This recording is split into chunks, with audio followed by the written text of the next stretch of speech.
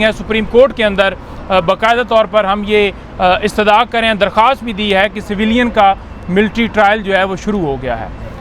पेशावर के अंदर जो है बाकायदा तौर पर 6 लोगों का ट्रायल शुरू हो गया है। आज वहाँ पर समाअत है और हम ये इस्तदा करते हैं कि अटॉर्नी जनरल साहब ने बाकायदा तौर पर यकीन दहाई करवाई थी अदालत को कि जब ट्रायल शुरू किया जाएगा तो अदालत को ज़रूर बताया जाएगा। तो लिहाजा उसके ऊपर जो है कार्रवाई शुरू हो चुकी है। चीफ़ साहब ने प्रैक्टिस एंड प्रोसीजर के हवाले से फ़ैसला दे दिया। अब चीफ़ साहब के ऊपर ये ज़िम्मेदारी आयद हो रही है, मज़ीद सख्ती से आयद हो रही है। वो किस तरह से कि फ़ंडामेंटल राइट्स की जिस तरह से वॉलेशन हो रही है पूरे पाकिस्तान में, उस पर जो है वो नोटिस लिया जाए और फ़ौरन फिक्स करके उसके ऊपर फ़ैसला दिया जाए। और जो सिविलियन का मिलिट्री ट्रायल नहीं हो सकता उसको जो है वो उसके ऊपर जो है अहकामात जारी किए जाएँ। और उसके साथ साथ 90 डेज़ के अंदर इलेक्शन वाली जो तारीख़ जो है वो अनाउंस करनी है, उसके हवाले से दरख्वास्त हमारी पेंडिंग है।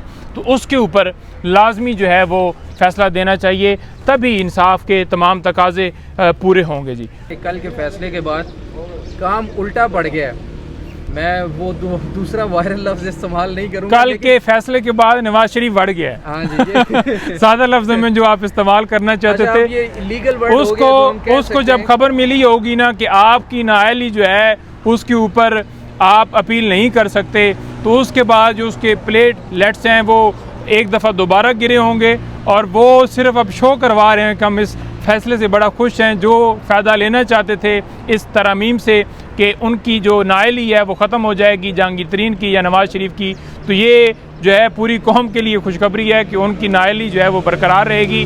और 62(1)F के तहत सुप्रीम कोर्ट ने ताहयात नाअहली जो है वो उस आइन की तशरीह करते हुए ताहयात नाअहली का जो है हुक्म दिया हुआ है। तो लिहाजा उससे तरमीम जो की गई थी वो दूसरी तरफ ये है कि इमरान खान साहब उस फैसले से फ़ायदा उठाते हुए अपनी नाअहली ख़त्म करा सकते हैं। देखिए, इमरान खान साहब के ऊपर कोई ऐसा केस नहीं है जिसमें इमरान खान साहब को नाअहल किया जाए। जो इलेक्शन कमीशन ने नोटिफिकेशन किया था उसको बाकायदा तौर पर इस्लामाबाद हाई कोर्ट में कन्विक्शन वाले मामले के साथ हमने टेकअप करने के लिए इस्तदा की है और वो इंशाअल्लाह जो ही मामला यहाँ पर फिक्स होगा और उनकी नाअहली जो है वो ख़त्म हो जाएगी। दूसरे नंबर पर जितने केसेस इमरान खान साहब के हैं तमाम में, एक तो जो ज़्यादातर केसेस हैं उनमें बेल कंफर्म हो चुकी हैं और बाकी जो केसेस पेंडिंग हैं उनमें खान साहब के ऊपर कोई ऐसा एलिगेशन साबित होता हुआ नज़र नहीं आएगा आपको, क्योंकि कोई ऐसा जुर्म है ही नहीं, चाहे ऑफिशियल सीक्रेट एक्ट के तहत मुकदमा दर्ज हो, चाहे अलकादर ट्रस्ट हो, क्योंकि कोई पैसे या कोई इंटरेस्ट, कोई भी ऐसी चीज़ जो है वो कोई भी शवाहिद नहीं जुड़ते कि जिससे इमरान खान साहब को